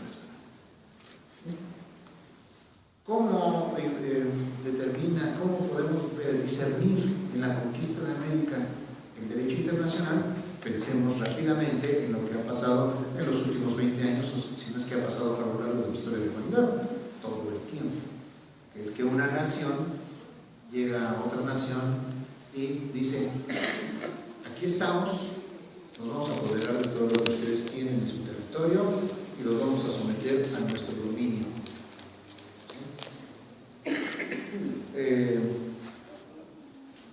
Los griegos en el ámbito mediterráneo, los ingleses en el siglo XIX en la India, los españoles en el siglo XVI en América.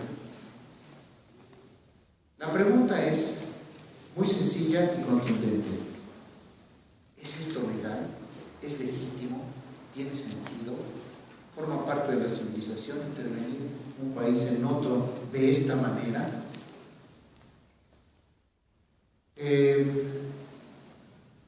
Se lo preguntaron primero que nadie los religiosos. No es posible tratar a esta gente en América como lo estamos tratando. Solemos pensar que la idea de la igualdad entre los hombres es un invento de la Ilustración en el siglo XVIII, eso no es verdad. Ya está en la doctrina cristiana que afirma todos somos hijos de Dios, es decir, todos somos iguales. El problema era determinar que también los americanos eran hijos de Dios y que por lo tanto merecían un trato igualitario, un trato cristiano, compasivo. Digo e insisto en que quienes echaron a andar esta idea fueron los religiosos y en especial el admirable Fray Bartolomé de las Casas. No es posible que tratemos a nuestros hermanos indios de esa manera. Por eso lo conocemos con el nombre del Padre o el Protector de los Indios. Hay una ciudad en el sureste chiapaneco que lleva su nombre, se llama San Cristóbal de las Casas, ¿sí? Una de las referencias fundamentales de la sublevación zapatista de 1994, que está animada precisamente por las mismas ideas de Fray Bartolomé de las Casas ante la injusticia, ante la inequidad del trato a los indígenas, ante todos los problemas que venimos arrastrando en este país desde el siglo XVI.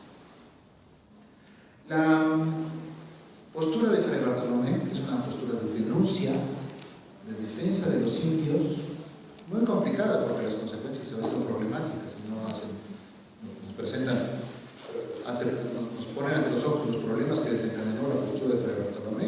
¿Sí? Fray Bartolomé consiguió que se crearan las leyes para los indios, que casi nunca se cumplieron, pero además consiguió que, puesto que los indios estaban siendo tan maltratados, había que traer gente de otro lugar para que trabajaran en las minas y en los campos y fueran. Bartolomé es el causante no tan indirecto de la esclavitud de los negros africanos en América. Creo que una de las conclusiones del seminario es que nada es sencillo, todo por eso es realmente complicado. Entonces, el admirable Fray Bartolomé es responsable indirecto o no tan indirecto del viaje penoso de los negros africanos a América para trabajar aquí. O sea que es con el color como que se mira. Pues sí, efectivamente, es decir, si Fray Bartolomé defiende la igualdad en la fraternidad cristiana, todos somos hijos de Dios, a los americanos, no tiene ese mismo criterio por los africanos. No tiene vuelta de hoja, tal y como lo dices. Ahora, Perdón. sí.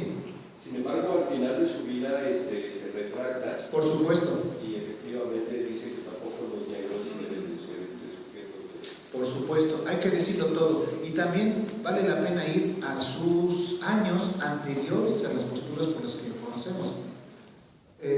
Fray Bartolomé sabía de qué hablaba cuando hablaba del maltrato a los indios, porque él había sido encomendero. ¿Sí? Es decir, él había tenido encomendados aborígenes americanos en las Indias. Es decir, él había sido protagonista del maltrato, como ejecutor del maltrato a los americanos. Y después había reculado y había revisado su postura y se había lanzado durante la mayor parte de su vida a la defensa de los indios, y al final de esa misma vida efectivamente revisó su postura ante los negros americanos. Hay una página de Borges donde se burla de estas curiosas variaciones de un filántropo.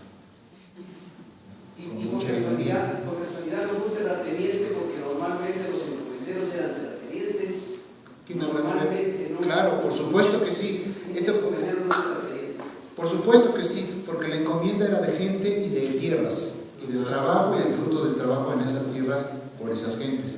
Hay un hecho que nos llamó la atención cuando leímos en el seminario la novela de Juan Rulfo que se llama Pedro Páramo. ¿Sí? Casi siempre,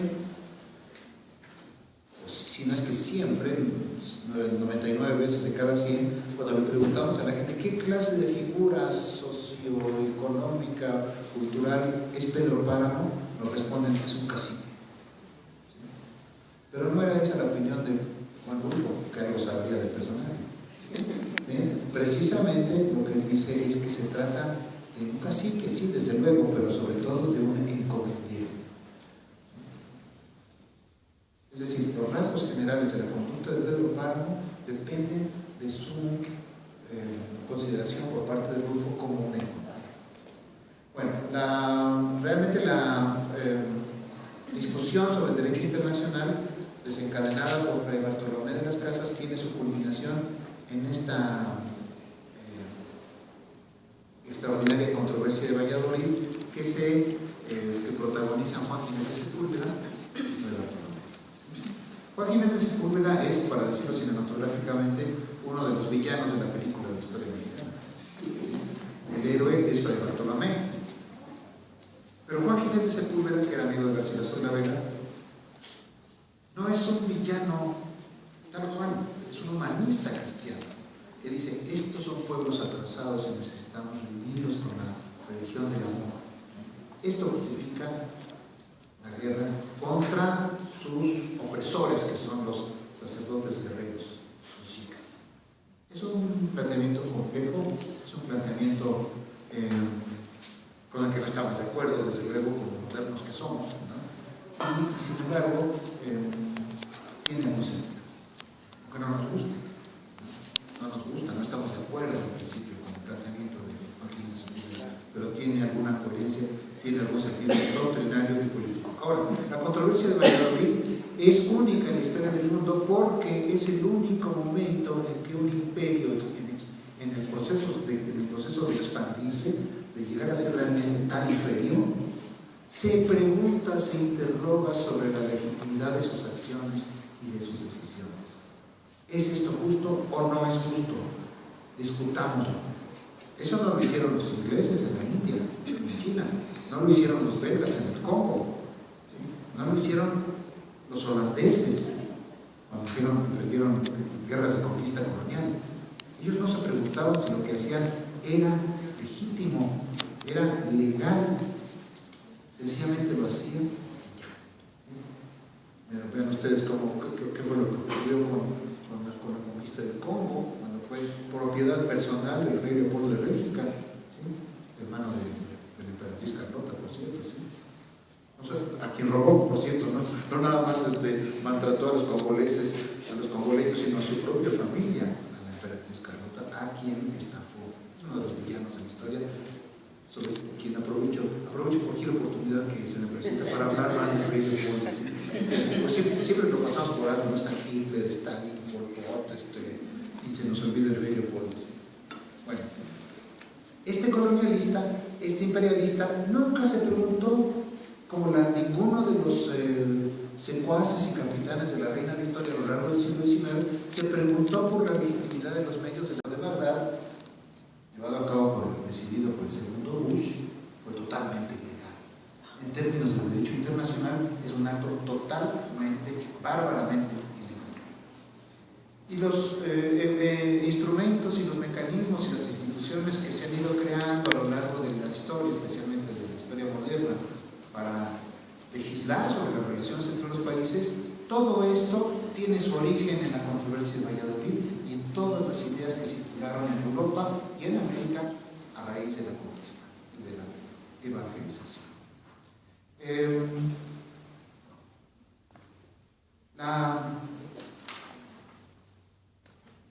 La conquista fue prevista por los mexicanos en sus libros, en sus deliberaciones como sacerdotes. Va a regresar Quetzalcóatl. Hay signos que lo permiten estar así. de nuevo a Marna Vázquez, que nos lea una página sobre los signos que prefiguran o anuncian la conquista. La conquista de América, Todorov nos habla acerca de, resumen los signos de esta forma. A este mundo vuelto hacia el pasado, dominado por la tradición, llega la conquista, un acontecimiento absolutamente imprevisible, sorprendente, único, a pesar de lo que puedan decir los presagios reconocidos posteriormente. Hay una concepción del tiempo que se opone a la de los aztecas y los mayas. No solo son las secuencias del pasado las que se parecen, sino también las del porvenir. Por eso los hechos se remiten por al pasado, como en una crónica, por al futuro, en forma de profecías. Otra vez más da lo mismo. La profecía está enraizada en el pasado, puesta en el tiempo que se repite, el carácter fausto o infausto de los días, meses, años, siglos por venir, está establecido por la búsqueda intuitiva de un denominador para los periodos correspondientes al pasado. El relato de la invasión española entre los mayas mezcla de manera inexplicable el futuro y el pasado y procede por prospecciones retrospectivas.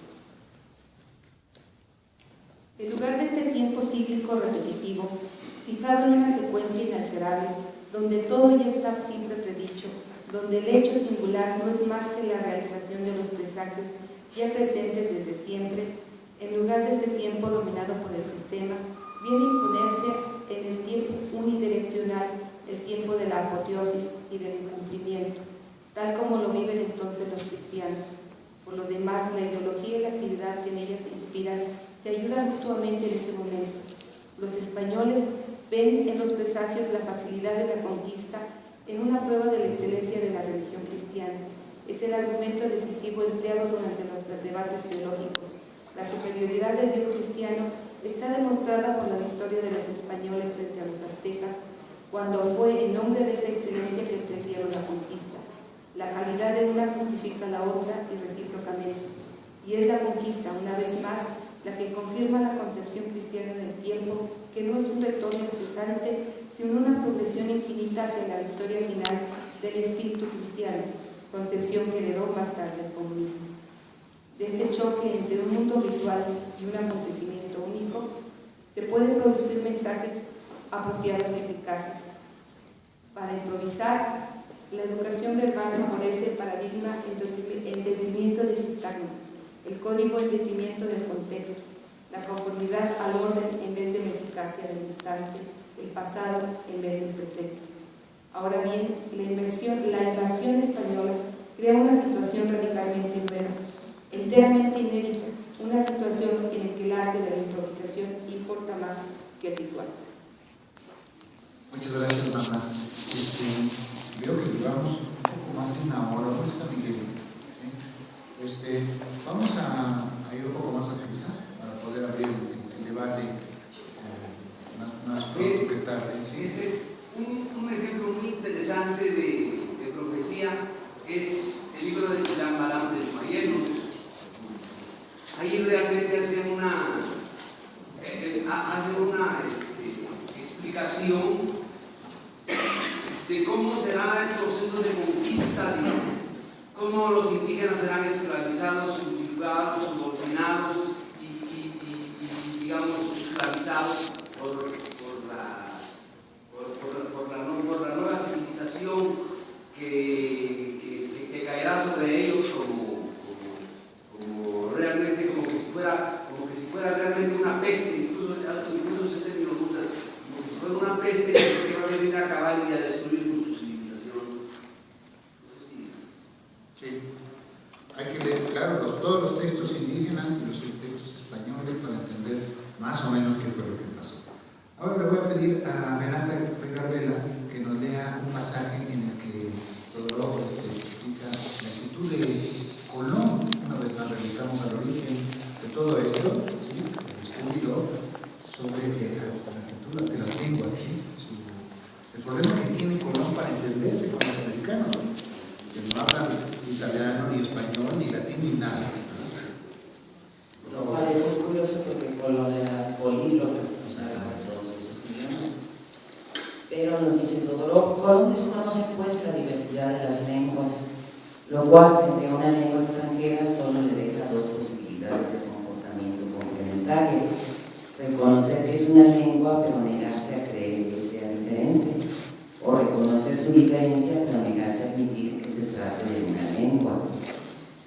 Con ayuda de la deformación auditiva, Colón emprende diálogos chuscos e imaginarios, el más prolongado de los cuales se refiere al Gran Can, objetivo de su viaje.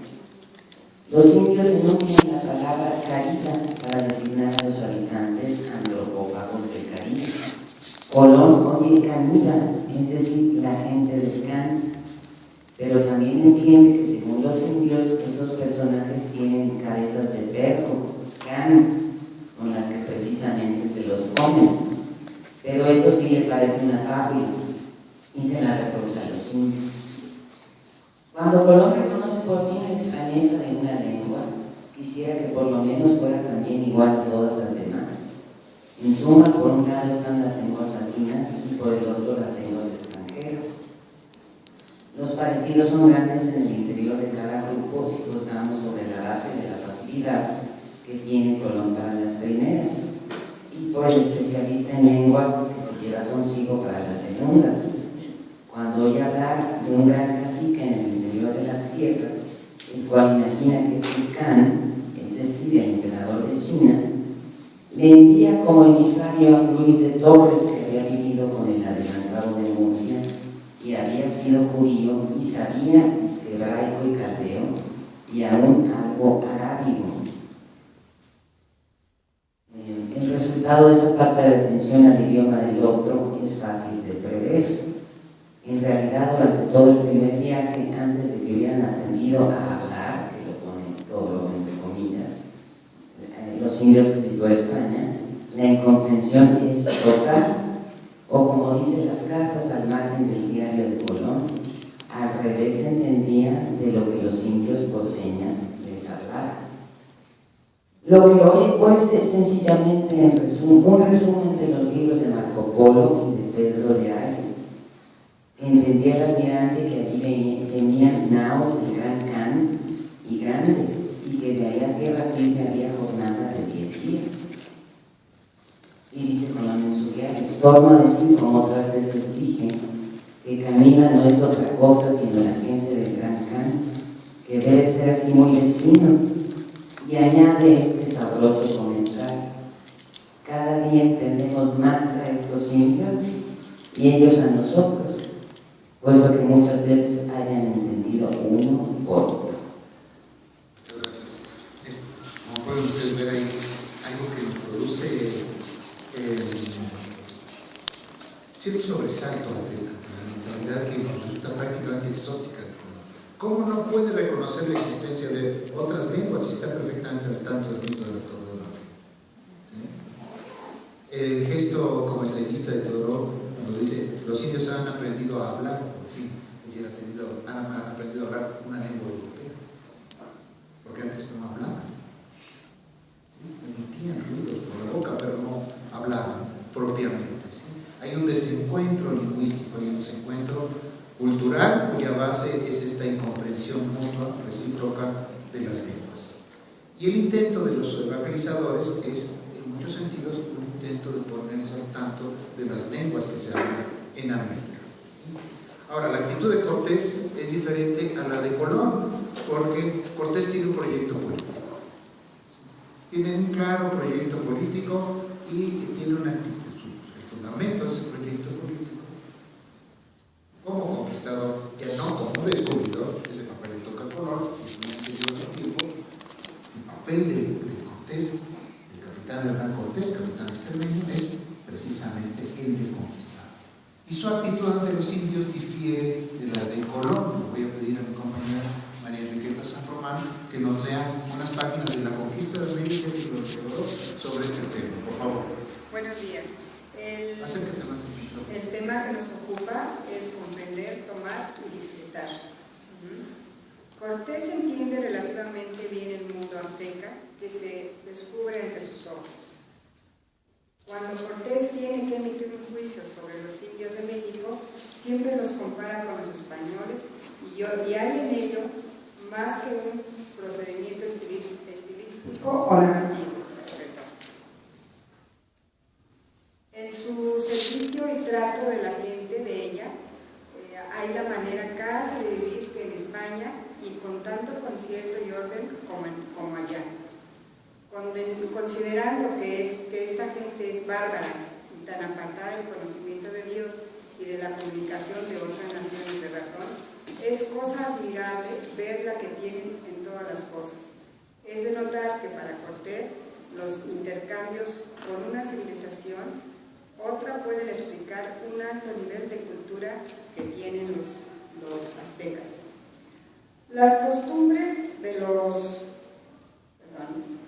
cuando dice Cortés que las costumbres de los aztecas, o por lo menos las de sus dirigentes, son más refinadas que las de los españoles, Cortés escribe con asombro los platos calientes que en el Palacio de Moctezuma, y por lo tanto, que se sirven en el Palacio de Moctezuma, y como la tierra es fría, tienen debajo de cada plato y escudilla un manjar, un braserito por brasa para que no se enfriase.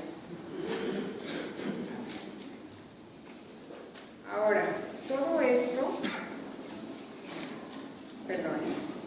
tanto maravillarse para seguir con una destrucción tan completa. Ahora, todo esto está por el suelo perdido, que no hay cosa. Así pues, en vez de aclararse el misterio, se vuelve más denso. No solo los españoles comprendían bastante bien a los aztecas, sino que además los admiraban. Y sin embargo, los aniquilaron. ¿Por qué? Claro. Muchas gracias, Gemma. ¿Por qué? Porque tenía un proyecto nuevo. ¿Sí? A la mitad de nuestros estudios de Hernández del Castillo, en el libro de Todorov, creo que cuando estábamos estudiando a Bernal, apareció un libro muy discutible del historiador francés Christian Verdier, que le niega la autoría a Bernal de la historia verdadera de la conquista de la Nueva España. Es una tesis que yo con el hijo de Peregrina e irresponsable. ¿Sí? Yo no estoy casado con la idea de que sea por fuerza de Hernández del Castillo el autor de ese libro, pero la tesis de Verdier me parece escandalosa e irresponsable. Él afirma que el autor de la historia verdadera es Hernán Cortés. ¿Sí? Yo estoy dispuesto a reconocerlo si me ofrecen pruebas suficientes, pero Christian Verdier no las ofreció en su libro. Hay que decirlo porque Christian Verdier nos ha ayudado también a entender con sus investigaciones una gran parte de los coloquios del Tlatelolco. Bueno, vamos a terminar un poco abruptamente, pero necesitamos terminar con esto, creo yo, porque uno de los protagonistas principales de la conquista de América, el libro de Todorov, es el padre de las casas. Es una figura turbulenta, polémica, cometió errores, procuró rectificarlos y dejó un legado que está totalmente vigente, total y absolutamente vigente. La obra más conocida de Fray Bartolomé de las Casas es la brevísima historia de la destrucción de las Indias. Es un panfleto anti-español que reprueba violentamente la conquista y los métodos de la conquista. ¿Sí? Quienes hablan de Bartolomé, ya han estudiado su vida y su obra, dicen que no lo podemos tomar en serio como historiador porque es muy parcial, ¿sí? Es demasiado simpatizante de los indios y no podemos confiar en su objetividad, por así decirlo. ¿Sí? Sin embargo, la brevísima sigue siendo un texto que vale la pena leer. Y para concluir, con uno de los integrantes de nuestro seminario, esta presentación le voy a pedir a Daniel Moctezuma, estudiante de creación literaria de la UACM, que lea un pasaje de la brevísima, ¿sí? Como conocemos en la obra de Bartolomé. Por favor, Daniel, con eso te decimos. Bueno, esta obra, la brevísima relación de la destrucción de las Indias, escrita por Bartolomé, recoge las impresiones que tiene al llegar a la Española, el lugar donde llega, y centra su redacción en las conquistas. Bueno, esta es la primera parte con de la introducción de las casas, sus descripciones. La tierra firme, que está descaída por lo más cercano 250 leguas, pocas más, Tiene de costa de mar más de 10.000 leguas descubiertas, y cada día se descubren más, todas llenas como una colmena de gentes, en lo que hasta el año de 41 se ha descubierto, que parece que puso Dios en aquellas tierras todo el golpe a la mayor cantidad de todo el linaje humano. Todas estas diversas, infinitas gentes, a todo género, crió Dios la más simple, sin maldades ni dobleces, obedientísimas y fidelísimas a sus señores naturales y a los cristianos, a quien sirven, más humildes, más pacientes, más pacíficas y quietas, sin rencillas ni bullicios y rojizos, no querulosos, sin rancores, sin odios, sin desear venganzas que hay en el mundo. Son asimismo las gentes más delicadas, flacas y tiernas en conclusión, en que menos pueden sufrir trabajos y que más fácilmente mueren de cualquier enfermedad, que ni hijos de príncipes y señores entre nosotros, criados entregando a la delicada vida. No son más delicados que ellos, aunque sean de los que entre ellos son de linaje de labradores. Son también gentes paupérrimas, y que menos poseen y quieren poseer de bienes temporales, que por esto no soberbias, no ambiciosas, no codiciosas. Su comida es tal que la de los santos padres en el desierto no parece haber sido más estrecha ni menos deleitosa ni pobre. Sus vestidos comúnmente son en cueros, cubiertas sus vergüenzas, en cuanto mucho cúbrense con una manta de algodón, que será como vara y media o 2 varas de lienzo encuadran. Sus camas son encima de una estera, en cuanto mucho duermen en unas como redes colgadas, que en lengua de isla española llamaba hamanas. Bueno, esta es una parte de las descripciones que Fray Bartolomé de las Casas hace de los indios, y que muchos de sus críticos le han achacado y le han atacado por esa parte, es decir, que idealiza a los indios, los compara con Adán y Eva, incluso por la inocencia, por la bondad que guardan estos seres. Muchísimas gracias, Daniel. Con estas imágenes de los indios americanos de Fray Bartolomé, una brevísima relación de la destrucción de las Indias, concluimos esta parte de nuestra reunión. Le agradezco a Miguel Napoleón por organizar esto también, y pues abrimos el debate, ¿no, Miguel? Entonces, estos dos aspectos, por favor. Todorov es una persona que es un estudiante búlgaro que llegó a Francia en los años 60 y estudió sobre todo lingüística y se dedicó al campo de los estudios literarios. ¿Sí? Su formación fue dirigida al principio por grandes maestros como el crítico teórico literario Roland Barthes. ¿Sí?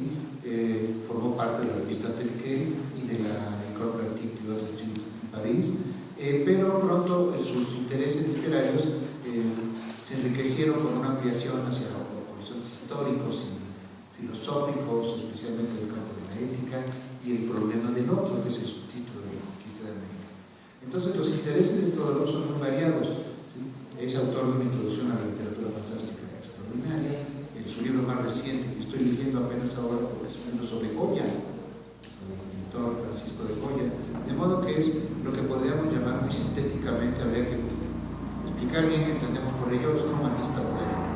Es decir, un hombre, un pensador, un estudioso que abarca diferentes temas históricos, literarios en el campo de las ciencias humanas, y que como búlgaro, como lo dije al principio, está interesado en las culturas marginales, en lo que ocurre fuera de los centros metropolitanos. Por eso le interesó el tema de la conquista de América. ¿Sí? Entre los historiadores, supongo que algunos de ellos de izquierda, como usted pregunta, este libro está considerado como una obra superada. ¿Sí? No sé superada por otros libros, porque como introducción al tema del otro, como lo vemos en su subtítulo, pero también a ciertas generalidades sobre la conquista de América, tiene todavía mucho que enseñarnos, incluso a los mexicanos, que queremos estar al tanto de lo que ocurrió en el siglo XVI, y en realidad nuestras concepciones están llenas de prejuicios. El más simple y el más brutal de todos ellos es decir que los españoles vinieron a conquistarnos. ¿Sí? Lo que implica un nosotros un poco difuso. ¿Sí? Como lo explicó Jorge Aceituna al principio, estamos hechos por partes alícuotas o iguales o asimétricas de indios y de españoles. Hablamos una lengua europea, se practica una religión que vino de Europa, eso es una religión que viene del Medio Oriente, en realidad, el cristianismo, sí, es europea porque Roma está